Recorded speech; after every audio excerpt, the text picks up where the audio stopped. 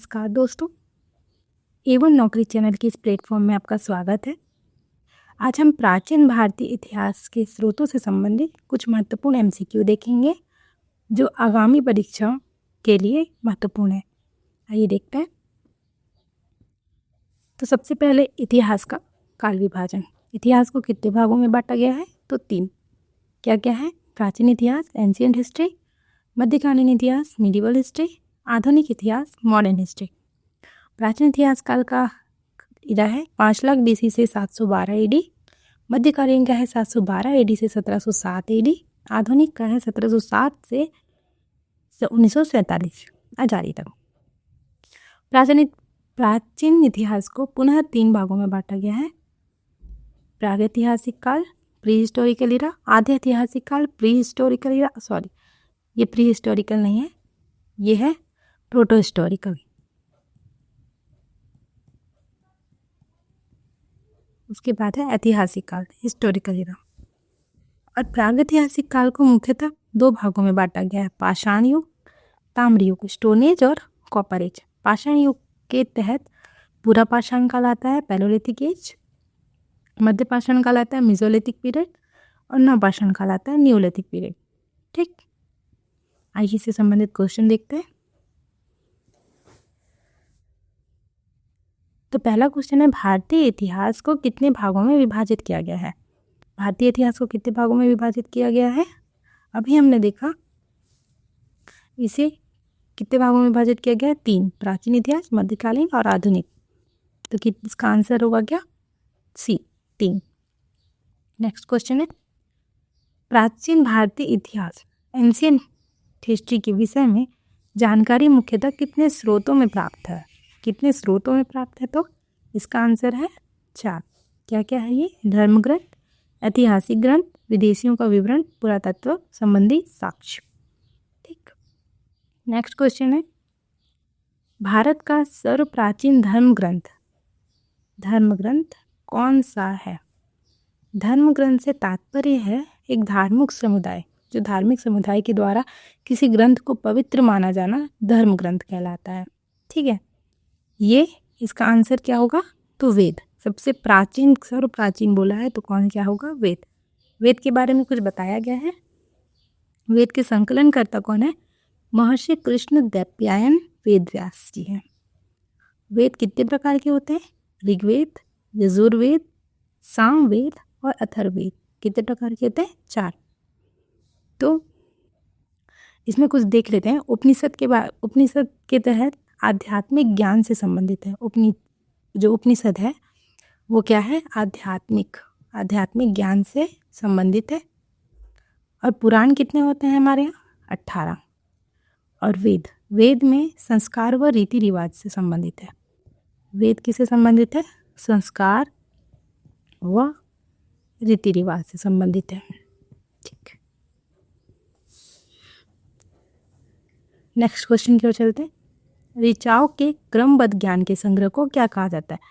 ऋचाओं के क्रमबद्ध ज्ञान के संग्रह को क्या कहा जाता है? ऋचा अर्थात होता है रचना की गई, जो रचना होती है उसे ऋचा कहते हैं। ठीक, इसका आंसर क्या है? तो ऋग्वेद। इसमें कहा गया है कि क्रमबद्ध, तो ऋग्वेद में क्रमबद्ध रूप से ऋचाओं का संग्रह किया गया है, जिसके तहत आते हैं ऋग्वेद में 10 मंडल हैं, 1028 सूक्त हैं, जिसमें वाल्खिल्य पाठ के 11 सूक्तों के सहित 10,462 ऋचाएँ हैं।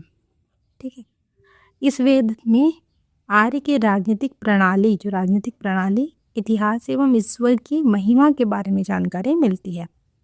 ठीक है, नेक्स्ट क्वेश्चन है, ऋग्वेद के 9वें मंडल में किस देवता का उल्लेख है? 9वें मंडल में, ऋग्वेद के 9वें मंडल में किस देवता का उल्लेख है? तो इसका आंसर है सोम। और ऋग्वेद में हमने अभी पढ़ा कितने मंडल है? ऋग्वेद में 10 मंडल है। 10 मंडल में जो 9वें मंडल है उसमें किसका वर्णन है? सोम देवता का। और जो तीसरे मंडल में किसका वर्णन है? सूर्य देवता का वर्णन है। सूर्य देवता सावित्री को समर्पित प्रसिद्ध गायत्री मंत्र है, जो विश्वामित्र द्वारा रचित है। ठीक, नेक्स्ट है, ऋग्वेद के कई परिच्छेदों में प्रयुक्त अघन्य शब्द का संबंध किससे है? अघन्य, अघन्य शब्द किससे संबंधित है? तो गाय से संबंधित है, जिसे ऋग्वेद में एक पवित्र पशु एवं देवता से क्या किया गया है? संबोधित किया गया है। किसे? गाय को। ठीक। नेक्स्ट क्वेश्चन है, वामन अवतार के 3 पगों की आख्यान का प्राचीनतम स्रोत कौन सा वेद है? वामन अवतार किसका है? तो ये है विष्णु जी का।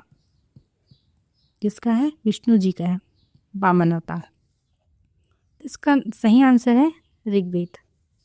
इसमें बताया गया है ऋग्वेद में इंद्र के लिए 250, अग्नि के लिए 200 ऋचाओं की रचना की गई है। ठीक है। नेक्स्ट क्वेश्चन की ओर चलता है, यजुर्वेद के पाठ्यकर्ता को क्या कहा जाता है? यजुर्वेद के पाठकर्ता को क्या कहा जाता है? तो यजुर्वेद के पाठकर्ता को क्या कहा जाता है? इसका आंसर है अधर्वयु। ठीक। और होत्री किसके कहा जाता है? होत्री किसका है? तो ये है ऋग्वेद का। ठीक। और उद्गाता किसका है?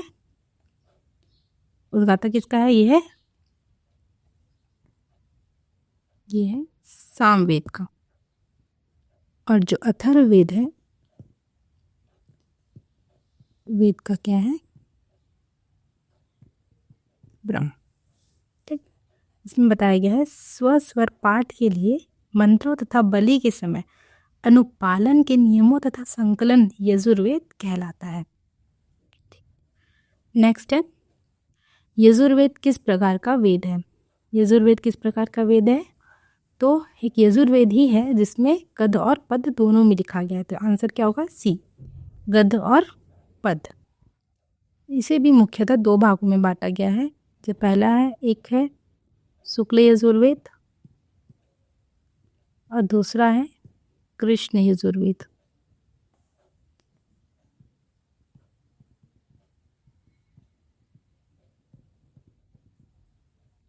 जिसके तहत जो शुक्ल यजुर्वेद है इसमें केवल पद्य के बारे में बताया गया है, और जो कृष्ण यजुर्वेद है इसमें गद्य व पद्य दोनों के बारे में बताया गया है। ठीक।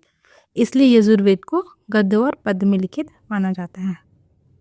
नेक्स्ट क्वेश्चन है, सामवेद में कितनी सूक्ति है? सामवेद में कितनी सूक्ति है? तो कितनी है? 1810। जिसके तहत बताया गया है, सामवेद के बारे में बताया गया है, साम का शाब्दिक अर्थ क्या होता है? गान। इस वेद में मुख्यतः यज्ञों के अवसर पर गाए जाने वाले जो ऋचाएं मंत्रों का संकलन है। इसके पाठ्यकर्ता को क्या कहा जाता है? उद्गाता या उद्गाता। ठीक। नेक्स्ट क्वेश्चन है, निम्नलिखित में से किस वेद में किसी भी विशिष्ट ऐतिहासिक घटनाओं का वर्णन नहीं मिलता? किसी भी ऐतिहासिक घटनाओं का वर्णन नहीं मिलता है, तो उसका आंसर क्या है? ए व बी दोनों, अर्थात यजुर्वेद और सामवेद, ये दोनों में किसी भी विशिष्ट ऐतिहासिक घटनाओं का वर्णन नहीं मिलता। ठीक है। नेक्स्ट क्वेश्चन है, निम्नलिखित में से कौन सा कथन वेदों के संबंध में सही नहीं है? किसके संबंध में? वेदों के संबंध में सही नहीं है। तो इसका आंसर क्या होगा? ये है ऋग्वेद। ये सही नहीं है बोला है ना। तो ऋग्वेद के रचयिता बताया गया है अथर्व ऋषि, जबकि ऋग्वेद के रचयिता कौन है? विश्वामित्र बताया गया है। ठीक है। और अथर्व ऋषि किसके रचयिता हैं? तो अथर्ववेद के रचयिता हैं। ठीक है। और यहाँ बताया गया सामवेद भारतीय संस्कृति का जनक, और अथर्ववेद को औषधों का सर्वप्रथम उल्लेख मिलता है यहाँ, और यजुर्वेद में बलिदान विधि है। ठीक है। तो नेक्स्ट क्वेश्चन क्यों चलते हैं, निम्नलिखित में से किसका वर्णन अथर्ववेद में मिलता है? किसमें मिलता है? अथर्ववेद में। तो इसका आंसर है, पहले पढ़ लेते हैं, मंत्रों के जादू टोनों का वर्णन, वनस्पति एवं औषधियों, विवाह तथा प्रणय गीत। तो तीनों का वर्णन मिलता है किसमें? अथर्ववेद में। तो इसका आंसर क्या होगा? उपयुक्त सभी। नेक्स्ट है उपनिषद की कुल संख्या कितनी है। उपनिषद की कुल संख्या कितनी है। तो उपनिषद की कुल संख्या कितनी है। एक, यह है 108। हाँ, इसमें बताया गया है इनमें 13 उपनिषदों को मूलभूत उपनिषदों की श्रेणी में रखा गया है। इसमें यज्ञ से जुड़े दार्शनिक विचार, शरीर, ब्राह्मण, आत्मा तथा ब्रह्म की व्याख्या की गई है। ठीक है। नेक्स्ट है वेदों को भली भांति समझने के लिए कितने वेदांगों की रचना की गई है। किसे समझने के लिए, वेदों को समझने के लिए कितने वेदांगों की रचना की गई है। तो इसका आंसर है 6। वो क्या क्या है देखते हैं। पहला शिक्षा जो शुद्ध उच्चारण शास्त्र, कल्प कर्मकांडीय विधि, निरुक्त शब्दों की उत्पत्ति का शास्त्र, व्याकरण, छंद और ज्योतिष। कितना है ये 6। वेदों को भली भांति समझने के लिए वेदांगों के 6 की रचना की गई है। ठीक। नेक्स्ट देखते हैं पुराणों में सबसे प्राचीन एवं प्रमाणिक पुराण। पुराणों में सबसे प्राचीन एवं प्रमाणिक पुराण कौन सा है। तभी हमने शुरू में पढ़ा था सबसे पुराना पुराण क्या है, मत्स्य पुराण। सॉरी, पुराण कितने पढ़े थे हमने, 18 पढ़े थे, जिसमें से सबसे पुराना पुराण कौन सा है, ये है मत्स्य पुराण, जिसमें बताया गया है भारतीय ऐतिहासिक कथाओं का सबसे अच्छा क्रमबद्ध विवरण पुराणों से मिलता है। इसके रचयिता कौन है, लोमहर्ष अथवा इनके पुत्र उग्रश्रवा को माना जाता है। किसके रचयिता, पुराण के। ठीक। नेक्स्ट वायु पुराण किस वंश से संबंधित है। तो वायु पुराण किस वंश से संबंधित है पूछेगा तो उसका आंसर होगा गुप्त वंश से संबंधित है। पुराणों की संख्या कितनी पढ़ी हमने अभी, 18, जिनमें से केवल 5 मत्स्य, वायु, विष्णु, ब्राह्मण एवं भगवत में ही राजाओं की वंशावली के बारे में पता चलता है। ठीक है। नेक्स्ट है निम्नलिखित में से किन्हें वेद पढ़ने की अनुमति नहीं थी। वेद पढ़ने की अनुमति नहीं थी लेकिन वे पुराण सुन सकते थे। वो पुराण सुन सकते थे मगर उन्हें वेद पढ़ने की अनुमति नहीं थी। तो वो क्या है, 18 का आंसर क्या होगा, ये है ए व बी दोनों, स्त्रियों और शूद्रों को वेद पढ़ने की अनुमति नहीं थी मगर वो पुराण सुन सकते थे। ठीक है। नेक्स्ट है किस पुराण में राजतंत्र के साथ साथ कृषि संबंधी विवरण भी मिलता है। क्या बोला है, राजतंत्र के साथ साथ कृषि संबंधी विवरण भी मिलता है हमें। तो उसका आंसर क्या होगा, अग्नि पुराण में। ठीक। अग्नि पुराण में राजतंत्र प्लस कृषि संबंधी विवरण भी हमें प्राप्त होता है। ठीक है। नेक्स्ट है निम्नलिखित में से कौन सा ग्रंथ श्रुति ग्रंथ का अंग नहीं है, नहीं माना जाता। तो इसका आंसर है क्या है, पुराण। पुराण को श्रुति ग्रंथ का अंग नहीं माना जाता है। ये आंसर है इसके, आप देख सकते हैं। ठीक है। Thank you.